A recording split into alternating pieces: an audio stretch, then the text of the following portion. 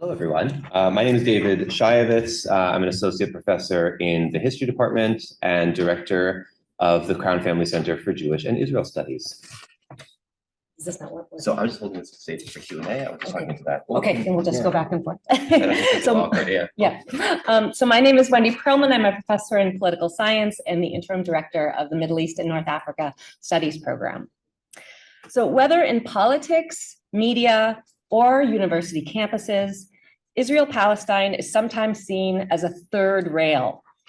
It is just too difficult to discuss.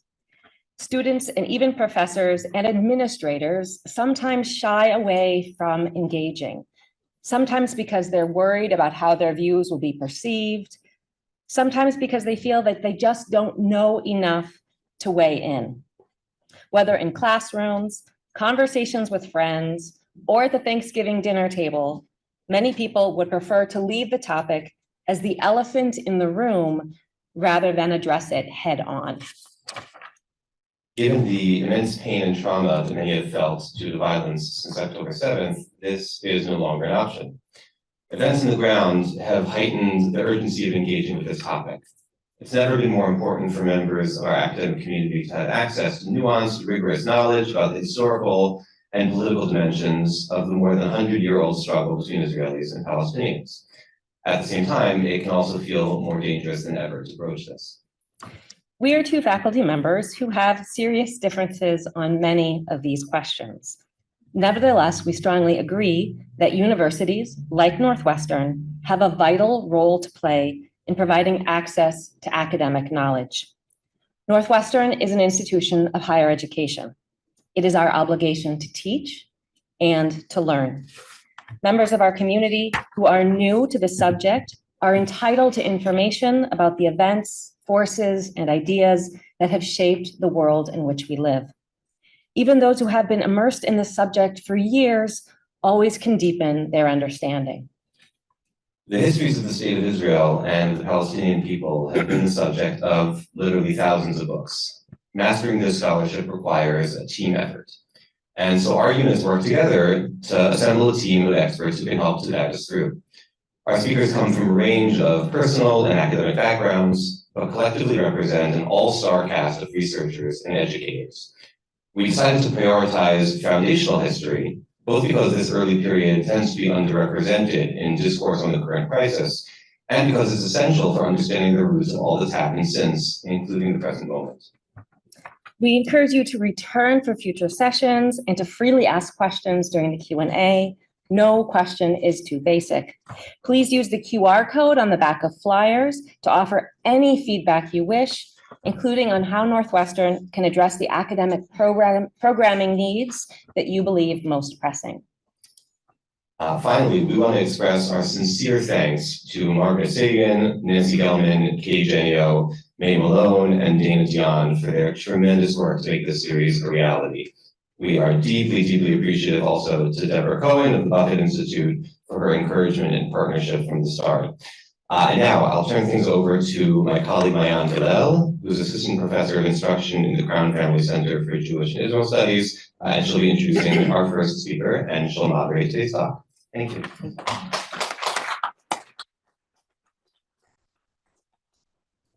Good evening, everyone. It's wonderful to see so many people, and I'm thrilled to begin our speaker series today, which we've worked tirelessly to curate for our Northwestern community.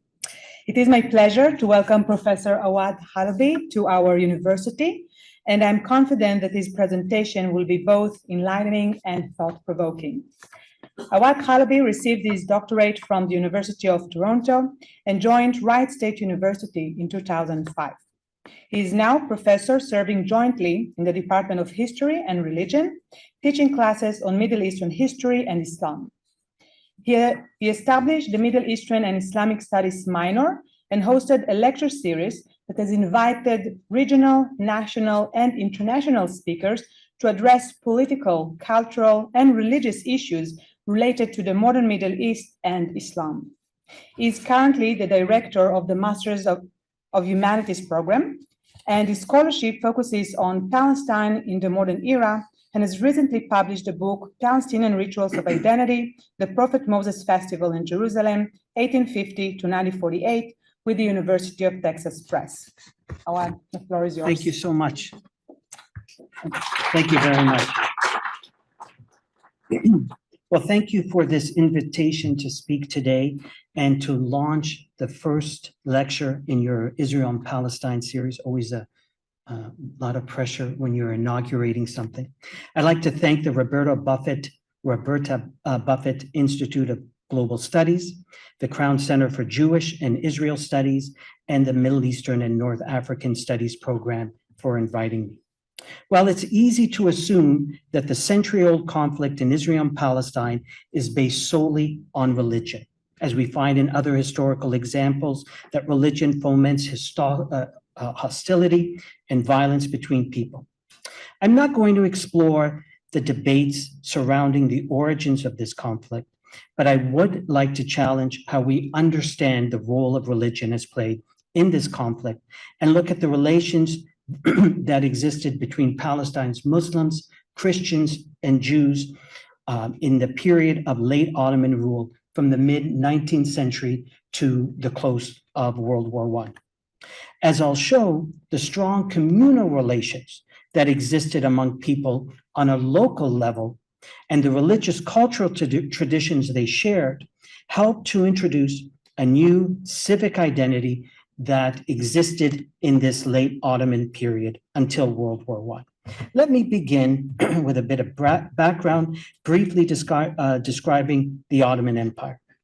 The Ottomans were a Turkic-speaking people who migrated from Central Asia into the Middle East in the 10th century and gradually adopted Islam. Their empire arose in 1299, lasted until World War I, just after World War I officially, and the Ottoman ruler, known as the Sultan, ruled from Istanbul, governing a multi-ethnic, multi-religious, multilingual empire that at its height stretched from Budapest and Hungary to Baghdad, and encompassing North Africa, the Arabian Peninsula, and encompassing peoples such as Turks, Greeks, Slavs, Arabs, Persians, and Armenians, not only with large Muslim populations, but also large Christian populations, such as Armenians, Copts in Egypt, Eastern Orthodox, Catholics, and Jews, as this advertising, this bakery advertising its on its windows, the many languages of the people in that were speaking in Istanbul, showing its multilingual culture. Jews in the Ottoman Empire were comprised mostly of both Sephardic Jews who had sought refuge in the Ottoman Empire after being expelled from Spain in 1492, and the large Mizrahi Jews, known sometimes as Eastern or Arab Jews, and lived in cities throughout the Middle East and Southeastern Europe. The Ottoman Empire was, in fact, a majority Christian population until the Ottomans conquered the Arab lands in 1560. Though they were an empire governed by the Sharia, the Islamic law, the lives of Christians and Jewish populations were governed by something called the millet system, which provided each religious community some autonomy in applying their religious laws, such as for marriage, divorce, or child inheritance, and were represented by their religious leaders, such as the chief rabbi of Salonika, representing the Jewish communities, and Salonika was a majority Jewish city, or the Armenian patriarch representing the Armenian population. It's this system that encouraged a strong communal identity where people identified with members of their faith and they lived in proximity to places of worship, such as a synagogue or church or mosque. Many cities, such as Jerusalem and Damascus, had quarters dedicated to each community with its Muslim, Christian, Jewish, and Armenian quarters, which weren't really segregated blocks or ghettos, but communal neighborhoods where people of each faith lived in proximity to one another and in proximity to places of worship. Non-Muslims were legally termed dhimmis, protected people who could exercise their faith, but could also be subject to various forms of discrimination, though not the restrictions where they could live, such as being restricted to live in the ghettos or the Pale of Settlement in the Russian Empire. There were certainly moments of violence against non-Muslims, most notably in 1860 massacres of Christians in Damascus and Mount Lebanon, and the Armenian genocide between 1915 and 1916. But there were also strong communal relations between the empire's different religious communities that grew into civic identities in the second half of the 19th century during a time of modern Western reforms, such as when the Ottomans began to adopt modern military with European weapons and uniforms. They expanded trade into European markets, selling agriculture such as the Jaffa oranges. Traditional cities expanded beyond their older walled-in cities to develop newer sections that included boulevards that could accommodate trams, horse carriages, and later motor cars. Public gardens, public squares, cafes, shops, and theaters all became part of a new modern civic culture for people to enjoy. Wealthy elite families of all faiths sent their sons to new schools founded by the Ottoman government, Christian missionaries that taught modern Western education, such as the American University of Beirut. Municipalities and city councils, modeled on those found in Europe, were established in every large city, including one of the first, the Jerusalem Council in 1866. In 1876, the Ottomans passed a constitution that limited the authority of the Ottoman Sultan and allowed for elections in parliament. Secular laws would be applied to everyone, regardless of religion, and now, or ideally, regardless of religion, and now define people as citizens, not as subjects of the Sultan or dhimmis, the protected status of Jews and Christians.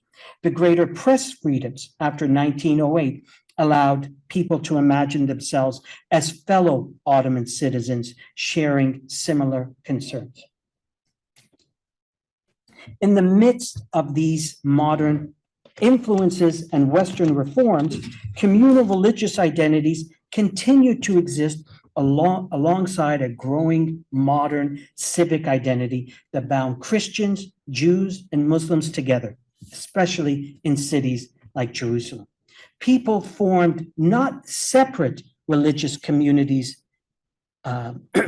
fully, but as one scholar says, a modern multi-religious civil society that espoused a civic Ottomanism and regarded one another as one scholar says, Ottoman brothers. The older communal identities didn't prove to be a barrier to a new civic identity. Rather, communal identity actually helped to foster a new civic identity, as religion played a role, an important role in shaping it. One way that older religious communal identities help spur a common civic identity is through the large religious celebrations people celebrated, which now became public gatherings that sometimes the Jerusalem municipality began to organize. Examples of people crossing communal boundaries to worship at a sacred site or to participate in another community's religious festivals were not new or novel to the modern era of the Ottoman Empire. People of all faiths shared similar beliefs in the sanctity of holy places and the sanctity of tombs of revered figures where they would conduct pilgrimages. For example, women of all faiths in Jerusalem visited the tomb of the Virgin Mary, hoping that her blessings would relieve infertility or problems of breastfeeding. People of all faiths sought out rabbis or Muslim mystics to heal their children or protect them from demons that haunted caves or springs. They didn't discriminate, basically. But after the mid-19th century, many religious festivals became public gatherings where people enjoyed them as part of bourgeoisie leisurely pursuits, such as attending a football game or a picnic. The annual celebration in honor of the tomb of the prophet Moses, known as Nebi Musa, located at a shrine near Jericho, was an example of a communal celebration, becoming a civic public celebration. Traditionally, Muslims performed a pilgrimage to the shrine of Moses, located in the desert southwest of Jericho, every year, 1 week before Orthodox Good Friday. Many Muslim celebrations are tied to the Christian solar calendar rather than the lunar calendar. But in the mid-19th century, the new municipality of Jerusalem began organizing a celebration in Jerusalem where pilgrims from all over, mostly southern Palestine, south of Jerusalem, began to convene in the city before traveling to the shrine. Each contingent of pilgrims now entered coming from large cities or villages, proudly hoisting their town or village banners, accompanied with a din of devotional music played by Sufis who are playing flutes or banging on drums and cymbals, and delighted the hundreds of people watching with their as they performed mystical or folk dances. Christian and Jewish Jerusalemites had fond memories of the festival. Wasif Jawhariya, an Orthodox Christian musician who played in the city's cafes, it has left us behind a very useful and rich memoir, talks about the revelry of the celebrations, which included Jerusalem's municipal band leading pilgrims and the city's political and religious dignitaries joining in the processions. Jerusalem's local population had similar experiences.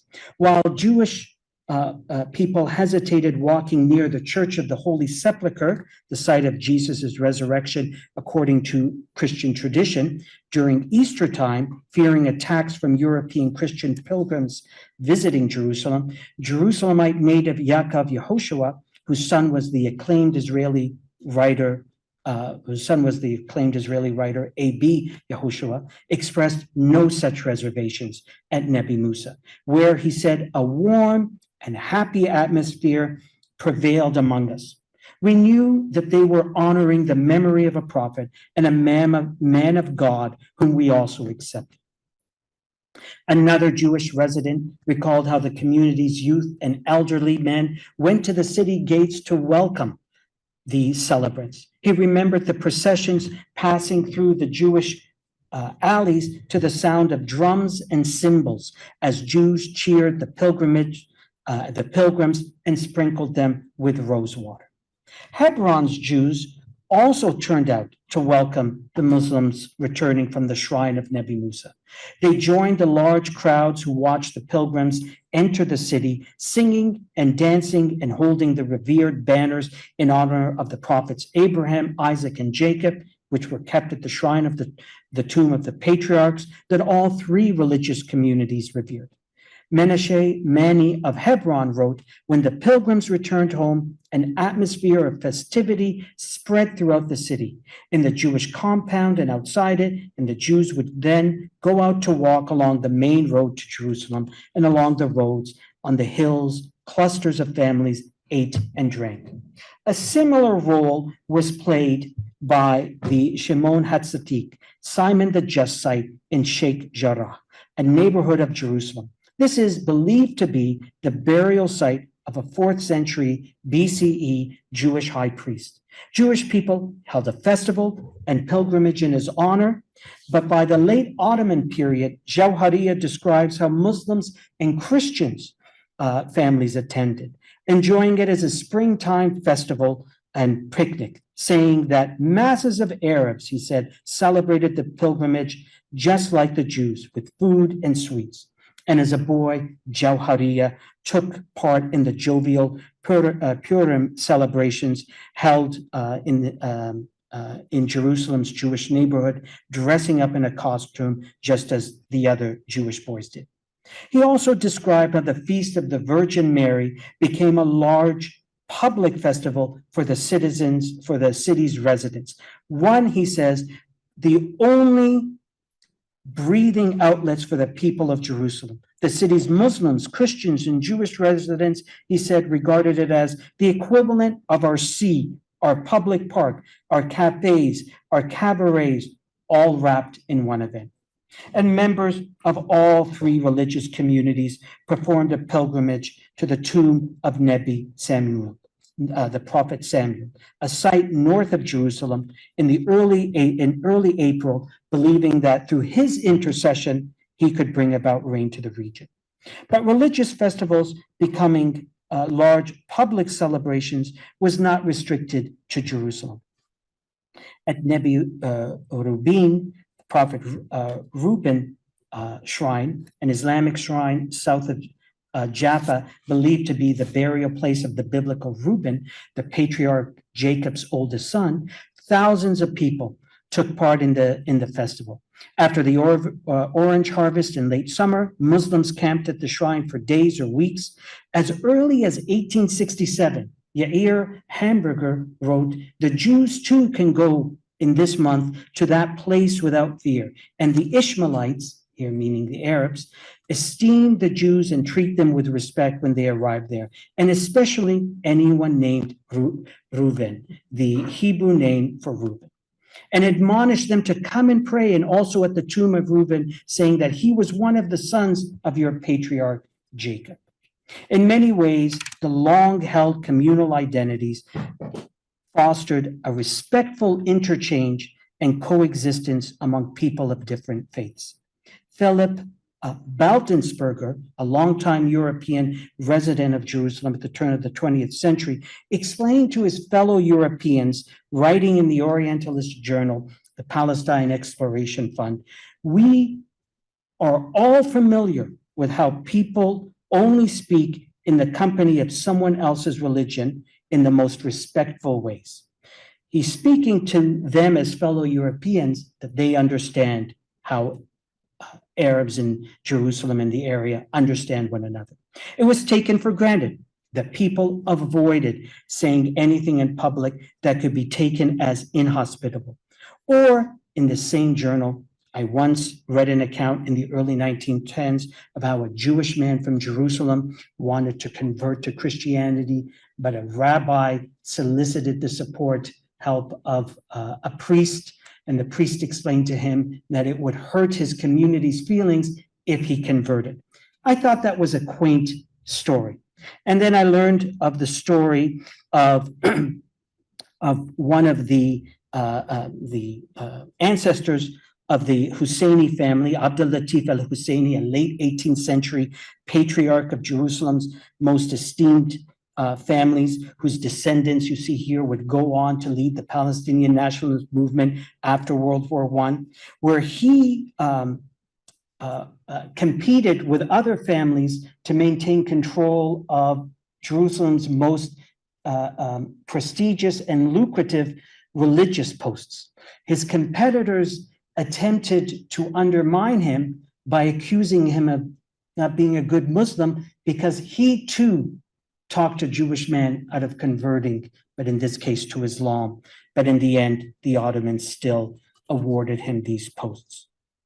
Another way we see a civic identity emerge is in mixed cities, such as Jerusalem, Jaffa, Haifa, Hebron, where Sephardi and Mizrahi Jews live side by side with Arab Muslims and Christians.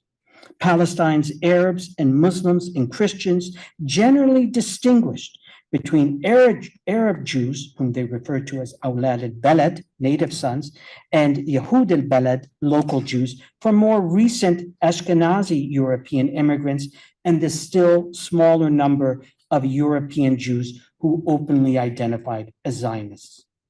Arabs adopted the Jewish customs of their neighbors, such as reciting the appropriate Jewish blessings when they were served a cup of water or a piece of cake by their Jewish hosts, says Yaakov Elazar.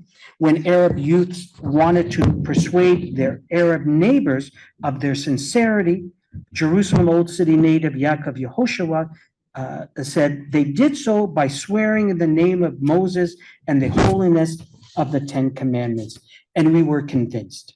When Muslims returned from their pilgrimage to Mecca, their Jewish neighbors congratulated them, and the Muslims shared with them dates from the holy city.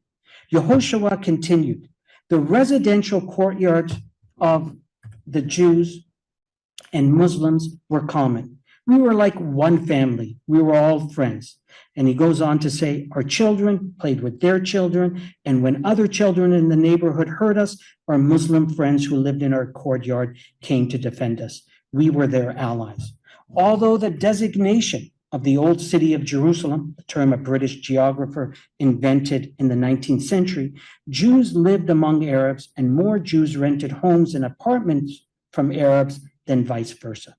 According to one estimate, Jews lived in 70% of the Armenian quarter and 30% in the Muslim quarter. By the end of the Ottoman period, none of the city's quarters were homogeneous.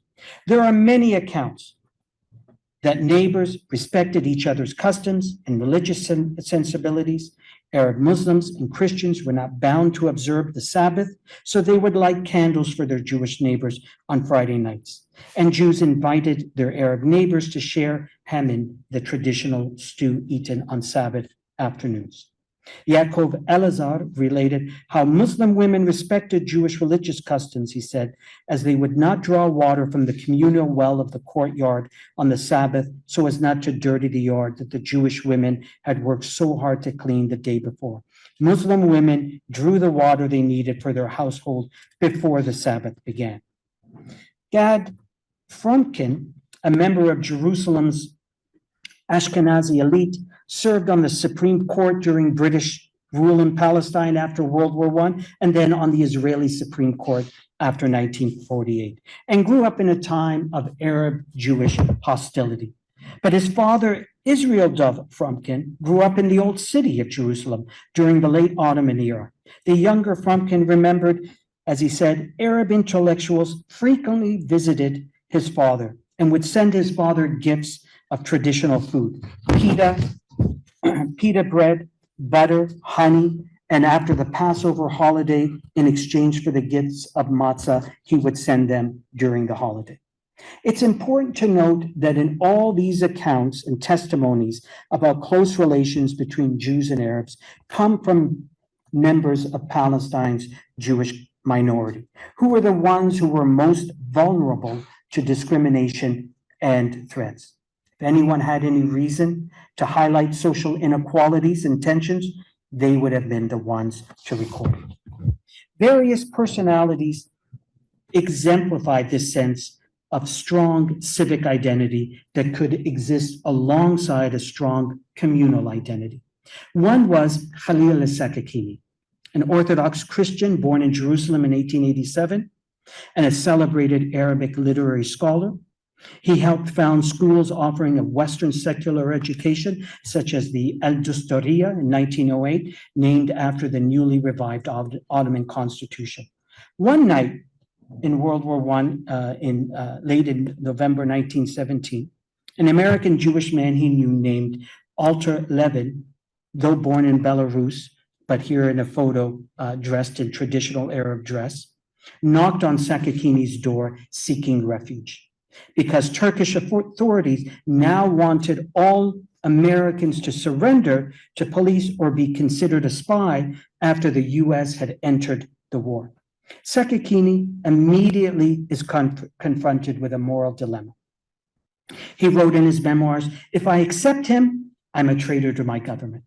If I refuse him, I'm a traitor to my language, meaning his Arab culture. He would shelter him, but the two would later be arrested after Levin was discovered in Sakakini's home. They knew their fate, execution, just as the Ottomans had executed other Arab nationalists whom they accused of being traitors. They marched in strenuous conditions to Amman and then boarded a train to Damascus, where they remained in prison for several months before being released through the intervention of a friend, a Muslim cleric who served in the Ottoman army. So in this case, a Christian Arab shelters an American Jewish man and are released from prison through the intervention of a Muslim cleric. Another figure I find very interesting is Albert Entebbe, born in Damascus in 1873 to a family famous for their rabbis. He studied at the Alliance Israélite Universelle, a school in Paris to provide Jewish students a French-style secular education, where he later taught in Jerusalem. He was involved in the Zionist movement, such as serving as a land buyer, but his vision was one of Jewish rejuvenation, not a vision of a Jewish exclusionary state in Palestine. He possessed a multi-layered identity, Jewish, but also Arab, Ottoman, and a supporter in his own way of Zionism. At the beginning of 1915, the Jerusalem branch of the Hilali Ahmar Society, today's Red Crescent Society, was opened. The honorary chairperson of the society was the mayor of Jerusalem, Hussein Bey al-Husseini, and Entebbe served as his deputy. Here is an image of him at a fundraiser in Jerusalem in 1915 for that Red Crescent Society. While serving as at this duty, Entebbe drew closer to Jamal Pasha, the Ottoman ruler known as the Bloodthirsty, who had imprisoned Khalil al-Sakakini and one of the most powerful figures in the Ottoman Empire. Despite his close relationship with Entebbe, the Ottoman fear of the close ties between Britain and the Zionists led Jamal Pasha to exile Entebbe from Palestine in September 1960. But Entebbe continued his activities to support the Red Crescent Society. Though he worked to help Jewish immigrants secure land in Palestine, he opposed calls for an independent Jewish state in Palestine. And he encouraged Zionists to develop their goals within an Ottoman framework, like other Arab, Sephardic, and Mizrahi Jews. He possessed overlapping identities that connected him to an Arab, Ottoman, local Jerusalem, and in his own way, Zionism. Both Entebbe and Sakakini appear in a PBS documentary examining the close encounters and early conflict between Arabs, Jewish, Muslim, and Christian, and new European Jewish immigrants supporting Zionism before World War I. It's available online and really very interesting to see. Entebbe's Arab, Jewish, Ottoman, and Zionist identity reflected what Nissim Malul espoused. He was a Tunisian background and a journalist. He attempted to counter the growing Arab anxiety over Zionism that had begun to circulate, especially after there were greater press freedoms in 1908, which allowed the Arab press to monitor Zionist movements and its calls to create a Jewish state. Malul and another Arab Jewish man founded the paper Sawt al-Uthmaniyya, Ottoman Voice. They believed that Arab hostility to Zionism was simply a misunderstanding, and that they could respond to Arab critics of Zionism.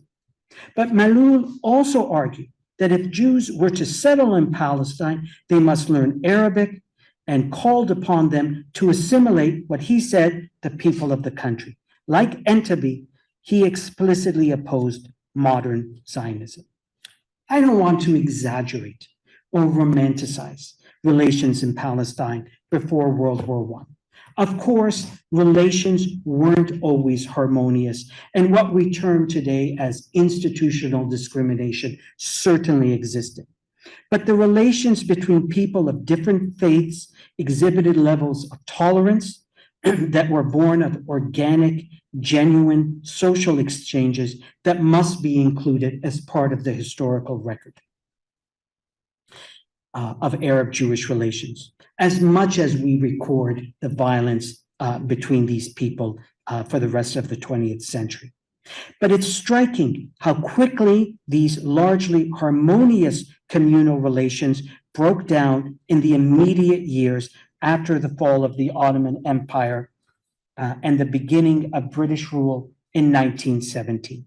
Between 1917 and I'll just go to 1920, the new British rulers in Palestine managed to set relations between Palestine's Arab Christians, Muslims, and Jews, which now increasingly included European Jewish immigrants, in a new trajectory of conflict for decades to come.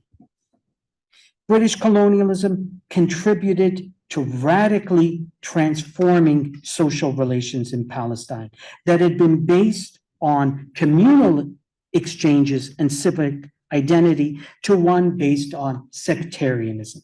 Sectarianism demands people associate their political identity with their religious identity. Based on their experience governing multi-religious and multi-ethnic colonies, such as India, the British believed they could govern their colonized subjects more effectively if they established sectarian political systems by categorizing people according to their religion and associating political systems with religious markers of identity. A great example of sectarianism is French colonial rule in Lebanon after World War I, in which the French assigned greater political authority to the Maronite Christian community over other religious groups such as Sunnis and Shia Muslims. The Balfour Declaration, proclaimed in 1917, inaugurated this sectarian system. The declaration supported Zionism's goals to create in Palestine a national home for the Jewish people, which many took to mean creating a Jewish state. Palestine, though, was approximately 90% Arab, Muslim, and Christian, and the Jewish population about 10%. It promised political rights to Jews with national goals, but only referred to the country's Arabs in the negative as non-Jews, who could maintain their civil rights, such as practicing their religion, but possessed no political rights. The Balfour Declaration was incorporated into the League of Nations, the precursor to the United Nations that authorized the British to govern Palestine. The mandate legally required that the British consult Jewish and pro-Zionist political representatives and grant them official recognition in the government, though no similar requirement was offered to the Arab population. Immediately, people in Palestine understood that their religious identity possessed different political value. For Arab Muslims and Christians, calls to create a Jewish homeland was an immediate threat. As one Palestinian and one Israeli scholar noted, all of a sudden, a Jew in Arab Palestinian eyes became the European, the intruder from a different ethnic community which was contesting ownership of the land. One of the first responses to this sectarianism was at the 1920 Nebi Musa festival. As discussed, the festival had been a joyous public Islamic celebration that attracted Jerusalem's Christians and Jews, but the festival was now incorporated into the national struggle between Palestine's Arabs and Palestine's Jewish community, largely now associated with Zionism. The festival had begun with the familiar scenes of pilgrims carrying their colorful town and village banners and mystics playing drums and cymbals. But on Sunday, April 4th, violence would break out after the arrival of the Hebron pilgrims into the old city. Wasif Jawhariya witnessed it and noted how they had entered chanting, as he said, soul-stirring patriotic hymns against the Zionists, Jewish settlers, and the British. As the procession marched adjacent to the Jewish quarter, suddenly, he said, the whole city became like a battleground, according to him. Arab youth harassed Jewish residents, broke into Jewish stores, and looted and vandalized a Jewish school. Sakakini, an eyewitness to the riots, documented a harrowing scene of Arabs beating several Jews, including members of a Jewish militia. As events reached a frenzy, as Sakakini said, he heard the rioters shout, "The religion of Muhammad rose with the sword." Members of a Zionist militia retaliated by wounding and killing demonstrators and Arab bystanders. Sakakini, his spirit, as he writes, disgusted and depressed by the madness of humankind, retreated to the municipal garden, where he saw a group of Jews gathered and carrying clubs and assembling 4 by 4. The riot continued for almost a week and resulted in 9 deaths, 5 Jews and 4 Muslims, and over 200 casualties, mostly Jews. Yet for many of Jerusalem's Arabs and Jews, their local civic identities persisted. As Ezra Menachem related, just after a few days went by, after spirits had been fired and violence broke out, life got back on track. Jews and Arabs again met with each other and both apologized for the spilt blood. But by 1920, the sectarian battle lines had been drawn. In the zero-sum game of nationalism, all people outside your national group, even if they live in the same country and are citizens like you, are seen as competitors or enemies. Sectarianism now proliferated. The General Union of the Hebrew Workers in Eretz Israel, the Histadrut, was established in 1920 and led by David Ben-Gurion, who would later be Israel's first prime minister. In the membership card of each worker held was written that the goal is the establishment of the Hebrew working class. It supported the Zionist policy that institutionalized separation between Jews and Arabs in the labor market, abandoning the ideal of labor solidarity to one of national goals to promote Zionism. Even in mixed working places, the Histadrut insisted that Jewish workers must have their own separate organization that barred Arab workers from joining. They advocated for and succeeded in compelling the Palestine government to pay Jewish workers more than Arabs in public work programs and to have the government invest in Jewish-owned businesses. The poster from 1940 states, "Let us work, buy local goods," meaning buy Jewish-made goods, as there had also been a boycott against Arab goods. Another front in defining the new sectarian identities in post-war Palestine was language.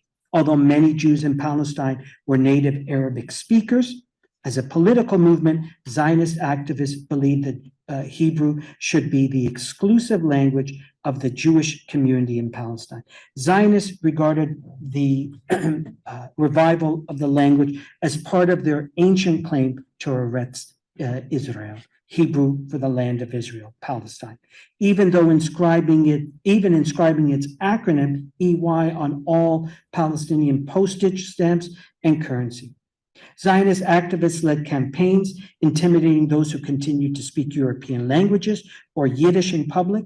In 1920, Jewish students from Tel Aviv established the Committee in the Defense of the Language to dissuade the mostly European Jewish immigrants from continuing to speak the European or Yiddish languages, demanding they converse in Hebrew while in public, and demanded that Jewish shop owners display their store signs in Hebrew.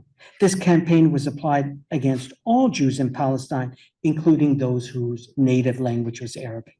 The emphasis in speaking Hebrew overlooked those North African, Yemeni, and native Palestinian Jews whose mother tongue was Arabic. And even those of the Ashkenazi community who would incorporate some Arabic into their spoken Yiddish. These Eastern and Arab Jewish populations would become increasingly overshadowed by the growing influence and political strength of the new European Jewish immigrants to Palestine. As Meron Benvenisti, former Israeli deputy mayor of Jerusalem in the 1970s, observed, the Zionists promoted a life in Palestine where settlers' lives were conducted inside a Jewish bubble, and their only contact with the outside world were with neighboring Jewish communities, with Jews living in their city, and with the English. Unlike the Jewish communities in Jaffa during the late Ottoman period, in which Jews mixed with local residents and spoke their language, Jews in the new Jaffa suburb that would later become Tel Aviv sought a new type of separate and autonomous Hebrew Jewish settlement, not only physically separated from Arabs, but linguistically as well, by privileging Hebrew above Arabic and other languages Jewish immigrants spoke.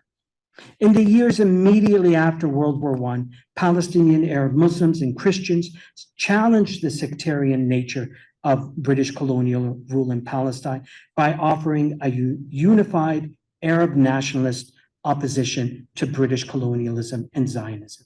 They established groups like the Muslim Christian Association that presented interreligious unity to offer unified national goals. The British always gave the appearance of respecting the religious communities of the people they colonized. But the British had trouble believing Arabs possessed non-religious national goals, believing that, like all non-European people, religion was the core of their identity. The British didn't have to consider the political opinions of Palestinians because they believed they didn't possess it. This is why it confounded them at the 1921 Nebi Musa festival, when pilgrims held up signs reading, "Muslims and Christians are brothers," and a Christian spoke in favor of Arab farmers and against Zionism. In these early years after World War I, some Arab leaders believed they could convince Zionist leaders into integrating into the existing Arab society, adopting the culture of Arabs, Jews. Rahib Nashashibi, new mayor of Jerusalem in 1920, met Chaim Arlosoroff, head of the Zionist political department, to discuss conflicts between Jews and Arabs in the Jerusalem municipality. Arlosoroff wrote in his diary, his opinion is that were we to cease finally to think about Jews and Arabs, and we could start thinking about Palestinians, both Jews and Arabs, then he would not oppose having a Jew appointed mayor. Then perhaps an Arab could be a district governor, a Jew or Arab to be police chief, etc. His refrain is Palestinians, not Jews or Arabs. Nashashibi was proposing to think in local categories to count the Jews among the country's Arab inhabitants, a relationship that had once existed in the late Ottoman period. However, this was one of ethnic, that had once existed in the late Ottoman period. But Arlosoroff, however, thought in ethnic and majority-minority terms. He later wrote, "We Jews perhaps should not want to create a precedent of majority rule, even though we are the majority in Jerusalem. We could support having two mayors, Jewish and Arabs." I forget the numbers, but about over 60% of Jerusalem was Jewish, the largest Jewish concentration in the country. I'm not going into how this conflict continued over the decades, eventually leading to the fateful year of 1948, the founding of the State of Israel on 78% of historic Palestine, that led to 700,000 Arabs either fleeing or being expelled and not permitted to return, with the destruction of over 400 of their villages known to Palestinians as the Nakba, the catastrophe.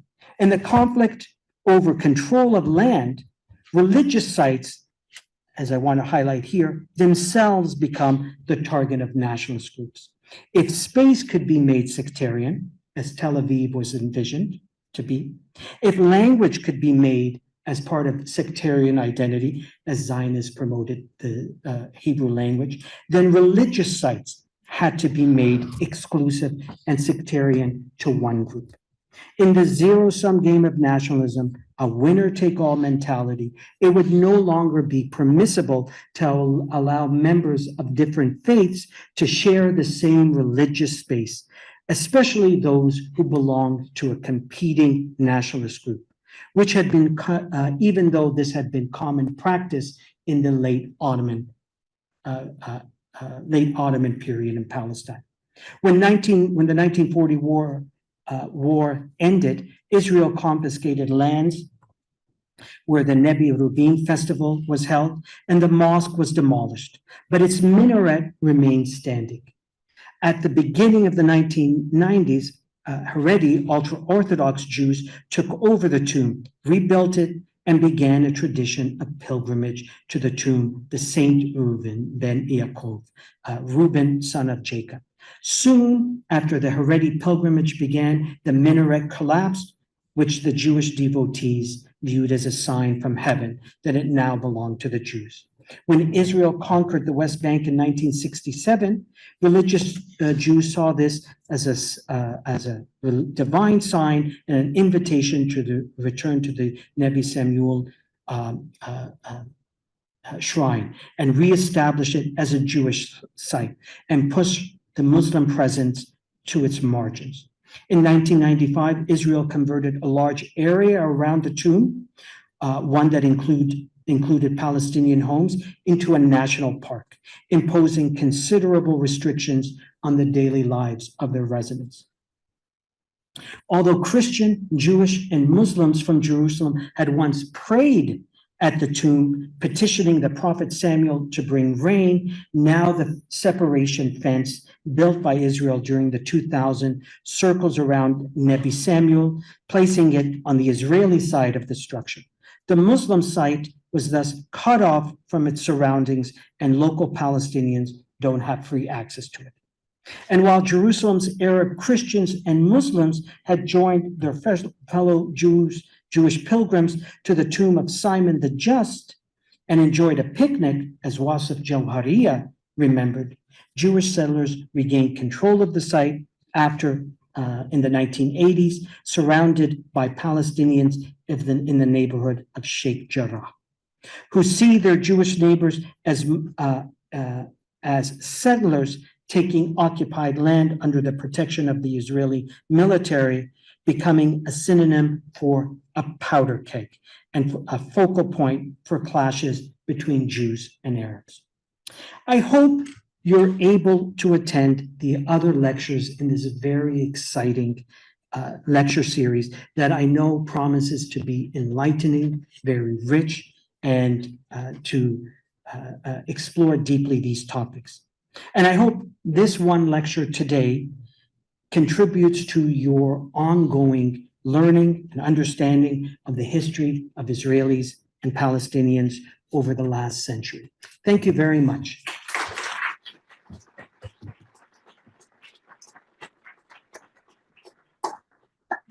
Thank you so much, Awad, for fascinating talk and for sharing with us your expertise on late Ottoman Palestine and beyond. We will now open the floor for questions from the audience. We would really appreciate it if you could ask concise questions. Yeah, please. Please go ahead.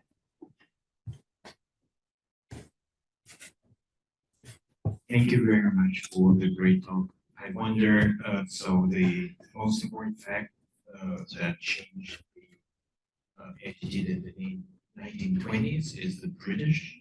Are there any other factors that you would add that make it less important? That's a good question. So we asked, are there other factors that contributed to, I guess, creating conflicts between these two communities? I think first, what sectarianism does under the British is that it solidifies two national groupings. It helps engender two national groupings where previously certainly the Arab Jewish community wouldn't have seen themselves as part of a separate nation. They would have seen themselves identified as a separate religious community with different customs and beliefs and traditions, but not a different national community in a modern political sense. So in order, after World War I, to participate in government or to engage in government, you had to play that game. You had to be part of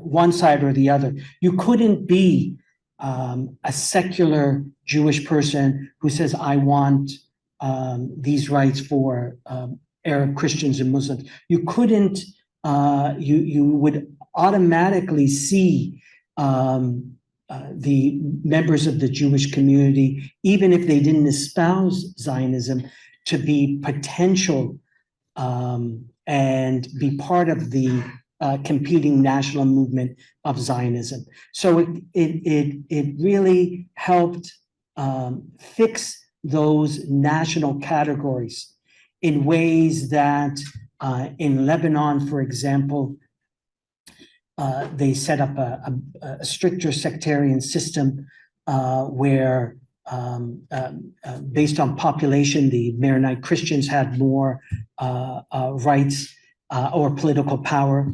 So no one could say, I'm an atheist, or I'm a socialist, or I'm a secular person. You had to be Maronite, identify as Maronite, Sunni, or Shia. Also, what made it difficult is that certainly Britain had its own imperial interests in Palestine that they were going to pursue regardless of what the local community wanted. So they see the potential of Zionism as serving that larger global interest. What Ronald Storrs, the first British governor of Jerusalem, calls the Balfour Declaration, is creating a type of Jewish Ulster in Palestine, referencing Ulster, the plantation in Northern Ireland that began the English settler colonial project in Ireland in the early 17th century. So they understood what value, not the Jewish community, the Zionist nationalist political movement had for Britain, for various strategic reasons as well, close to the Suez Canal, having a friendly regime, and the Eastern Mediterranean was something that they would benefit from. So it was increasingly difficult to try to convince people not to be part of that nationalist, those nationalist discourses.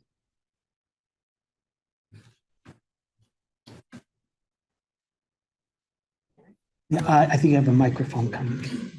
Thank you for the talk. I just was wondering if you could throw some more light on the practice of dhimmi, the status of dhimmi, So, and how similar or different it is when you move to 19th or 20th century. so the dhimmi category is part of the Islamic legal system and goes back to the earliest encounters between, I think it was the Caliph Omar, I'd be mistaken, who first established this kind of covenant between Muslims and the Ahl al-Kitab, people of the book, Christians and Jews, and where they would be tolerated to practice their faith. There were, throughout 1,400 years of history, stretching from North Africa to Central Asia, into the areas of sub-Saharan Africa, there are great variations of how it's understood. And so it's really difficult, it's difficult to give you one example of how it was applied or one consistent way it was applied. And there would be restrictions legally on maybe certain colors of clothing, not wearing the color green, the color of the Prophet Muhammad, and not being able to carry a sword, a weapon, or ride a horse in a city.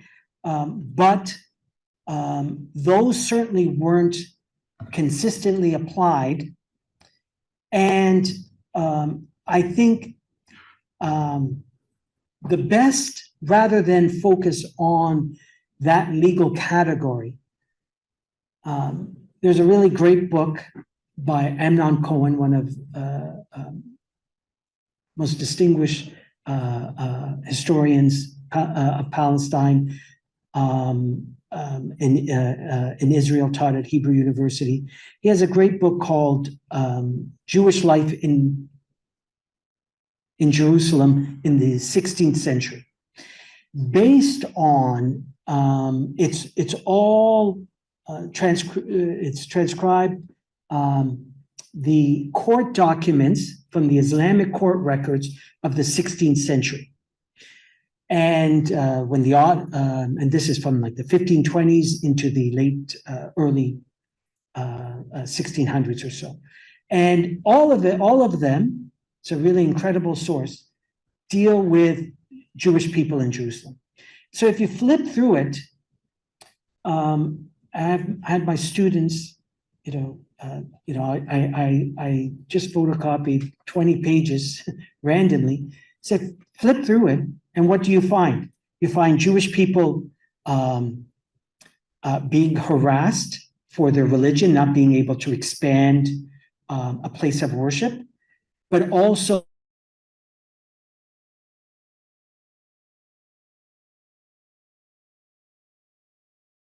you're seeing Jewish people suing Muslims and Christians for loans they didn't pay and being sued. You see them renting, buying, and so I think the term dhimmi is important, how it's understood by legal scholars, how it's practiced, but how Jewish life exists in over 1,400 years from North Africa to Central Asia really varies. And that one great text is really such a rich source.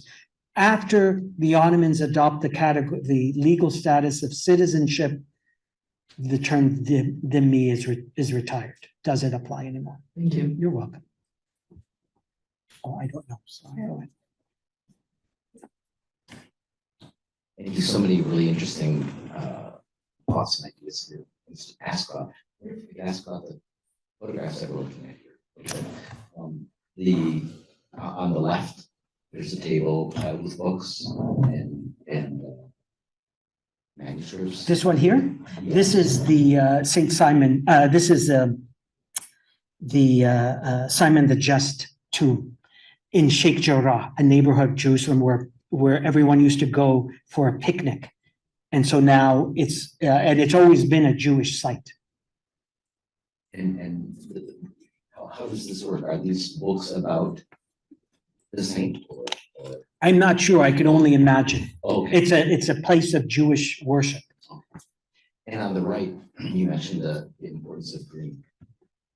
What is the significance of green in the berets? Oh, that's the Israeli soldiers. I'm not sure why they're green. Or is it not meaningless? I'm sure they have their own reasons, Okay. but it's not tied to respecting the colors of the Prophet Muhammad. So, but thank you. Thank you so much for. Thank you so much for a really enlightening talk.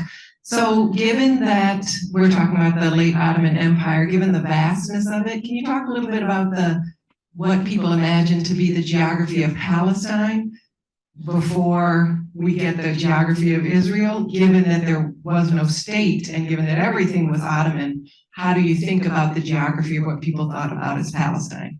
Great question.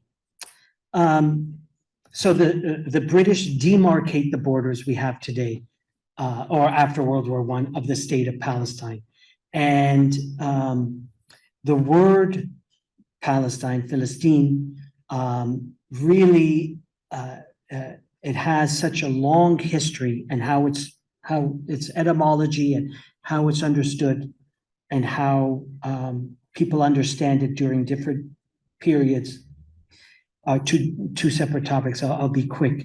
It really, I believe the word, and I'm not going to remember it, and but certainly it goes back to the ancient Egyptians who were using that word to describe people in that Eastern Mediterranean region, and so because I think many people will say that the Romans invented it, Palestinia prima, there were 3 provinces that the Romans established after their destruction of the second Jewish temple.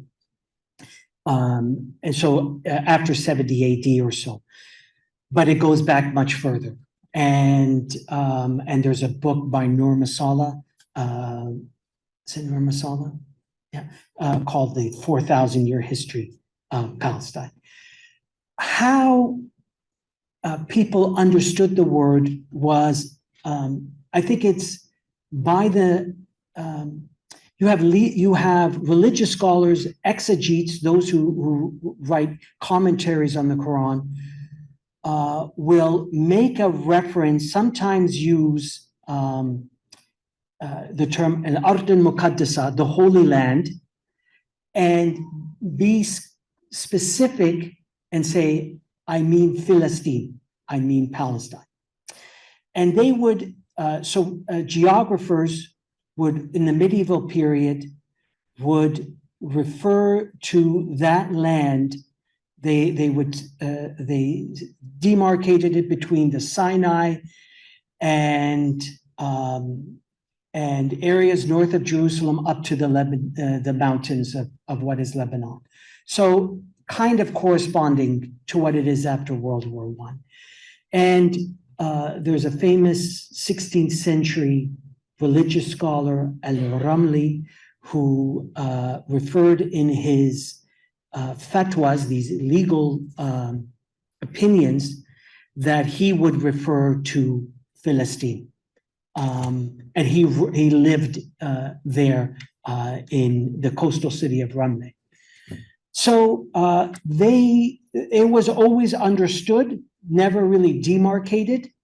It was sometimes generally in the Islamic tradition synonymous with the Holy Land. By the 19th century, as a modern European form of nationalism is coalescing, you have newspapers such as Philistine begin to publish after 1908 and founded in Jaffa, which, like all print capitalism and all publishing and printing newspapers, is an important way of people imagining their national identities. And they believe, in their editorials, you get a strong sense that they're speaking to a people who themselves identify as living in Palestine, though this is the late Ottoman Empire, and it would be controversial to say they want independence. But especially among the literate elite, there was a sense that those ideas are percolating. They're coming to the surface, but not congealing as they would in the 1920s.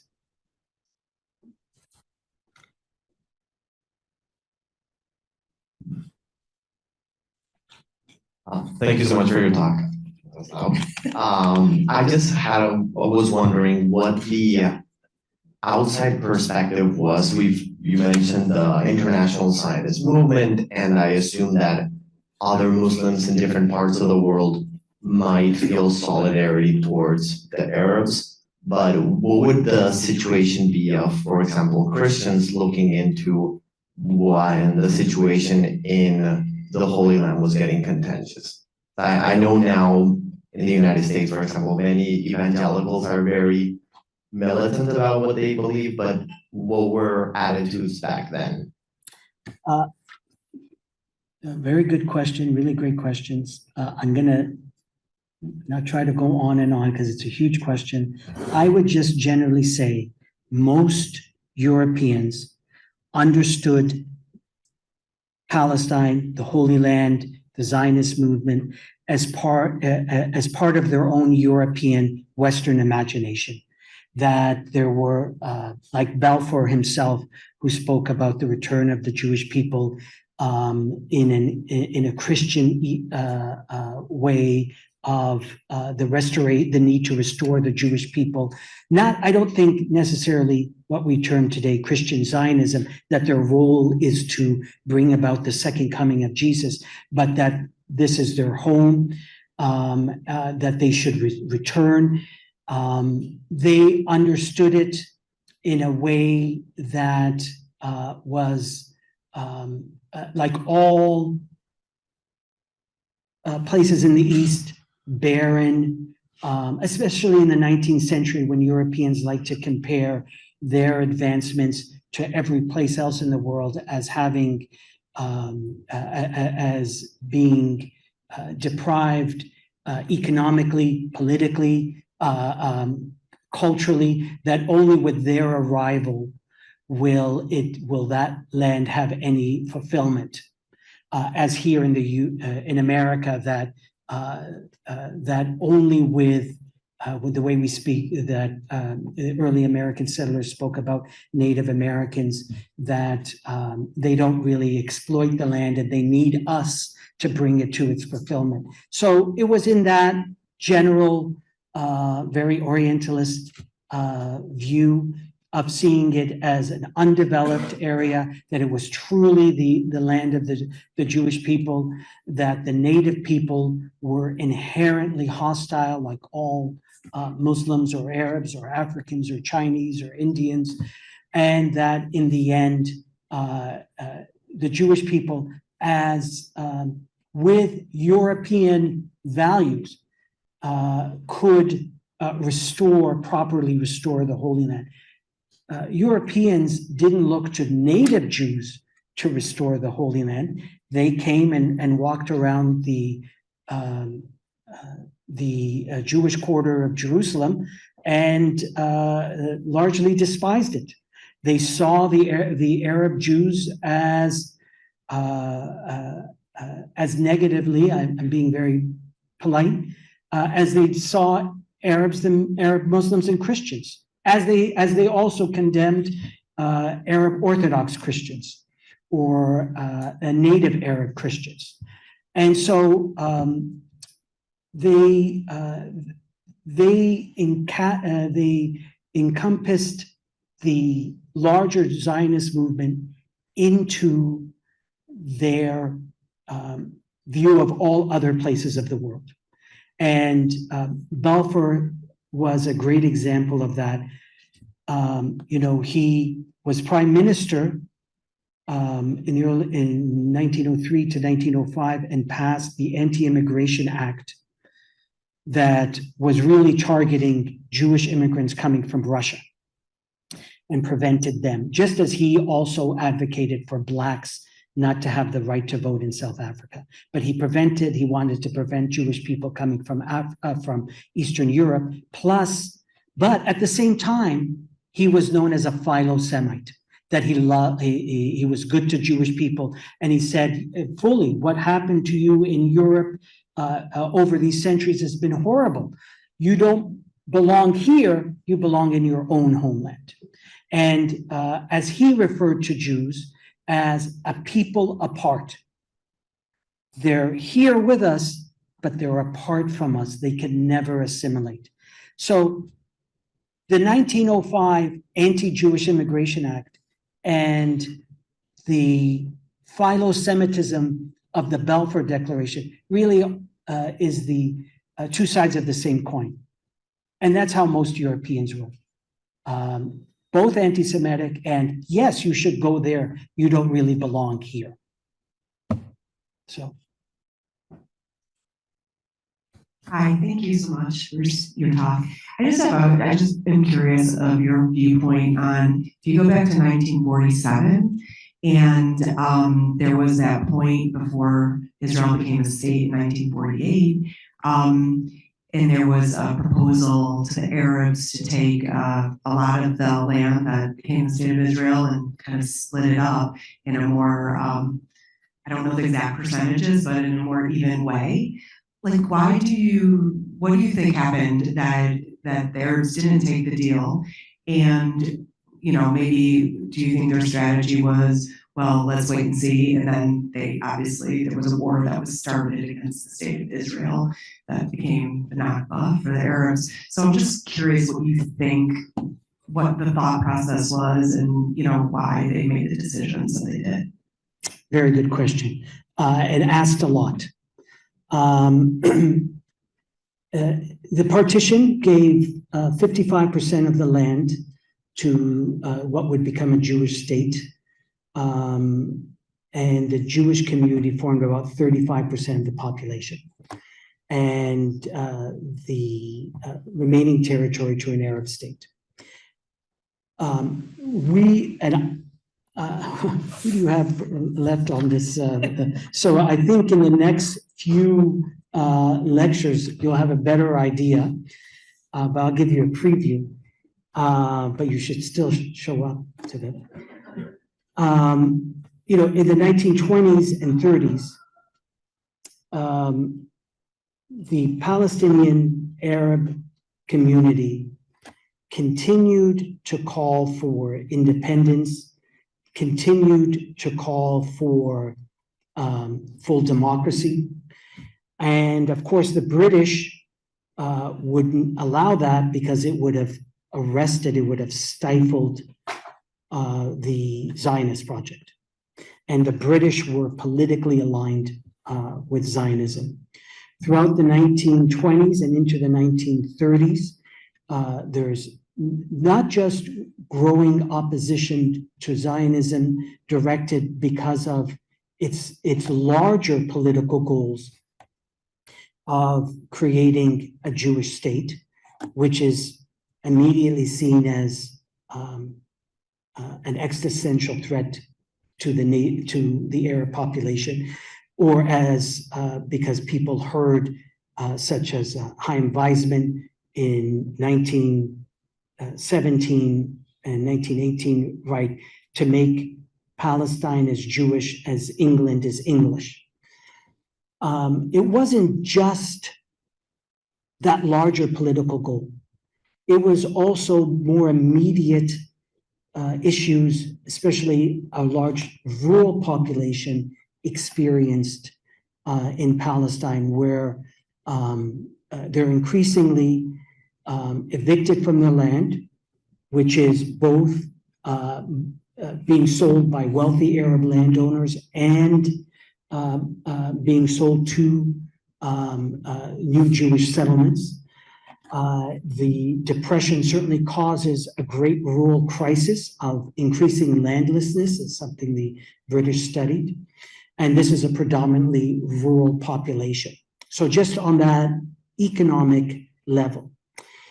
And throughout the 1920s, and I don't know if I'm going too soon. Okay, throughout the 1920s,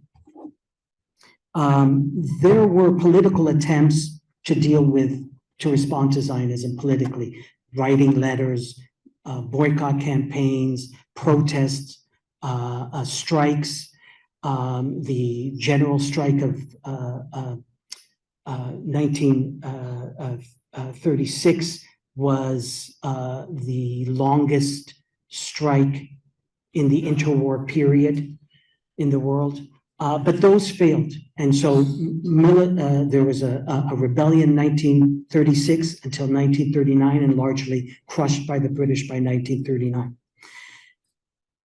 But so there were many attempts to deal with it differently, and they never succeeded. And what made the situation more pressing for the Arab community is the increased demographic immigration of Jewish people escaping the anti-Semitism of Germany and the impending war, where they're not permitted, barred from going to Canada, the US, Australia. And the Jewish population in 1933 is about 15%. Between 1933 and 36, it doubles. And so by 1947, if you just look at it as a proposal on a piece of paper, by 1947, the offer was made to create a Jewish homeland, Jewish state in 55% of the country, to to a population more than 50% had not been there since 1933. So 15 years. And that, I don't have to go into it, is something people couldn't accept. The larger, I think we also, and this is something that I know that Shai Haskani will talk about, the prospect, the assumption that the Zionist leadership fully accepted the partition, whole other topic. You just wait, it's going to be great. And so that's a whole other topic, but I think that demographic issue is something that isn't always discussed, that more than 50% have been there less than 15 years, but we're now going to be given over 50% of the country. It just didn't make sense on just a basic level to people. We'll take the very last question. What we have a few minutes. I don't mind. 2-3 minutes, and so I hope it's going to be a. Oh, he can ask a last question. He can ask a question on his own. You can't. You just call me up later. No, because I This think poor man. it's not for me, to be honest. Okay. I think it's for everybody. Okay. Because you just mentioned the question of land. And I think it's worth mentioning that during the Ottoman administration of Palestine, they, few times, particularly throughout the mid-19th century, changed the land code, which has repercussion. I mean, the legacy of the Ottoman land code is still visible throughout Israeli courts and Palestinian courts. And I was wondering if you can, for the benefit of all of us here, just mentioning, what the Ottomans changed and how the land ownership and who owned the land of Palestine worked. For most of the Ottoman Empire, ownership, people couldn't own rural land. They could only own land, either urban property, like a shop, a home, or they could own a vineyard or an orchard, but they couldn't own like a farm.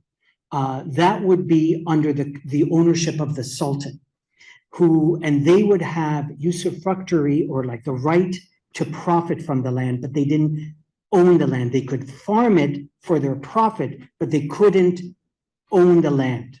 But after the Land Code of 1858, there's a new legal category of private land ownership. And it also has where you can own any property. It's not the land of the Sultan. And what's interesting, I think, is that there are requirements in it that if you don't farm it or if you leave it fallow, you could lose it, I think. And it's interesting how the Israeli courts use Ottoman land codes, British mandate land codes, in the West Bank, Jordanian land codes, as part of how to adjudicate land ownership, and becomes a way to, for the courts, they found ways to justify either Jewish citizens of Israel being able to own property that they lost in 1948, that came under Jordanian occupation of the West Bank, or to evict Palestinians from West Bank lands based on these Ottoman laws. So they're used quite conveniently as part of a larger project to over control of land. That's my basic. Thank you so much Thank for thought-provoking talk and illuminating answers, and I'm sure it's enriched us all. We'd be very happy to see you all in all of the next talks. And we will also be very grateful if you can take a minute, scan the QR code to access the online feedback form. It takes really a minute or two, and we'll really appreciate it. Thank you, and have a great rest of the evening. Thank you.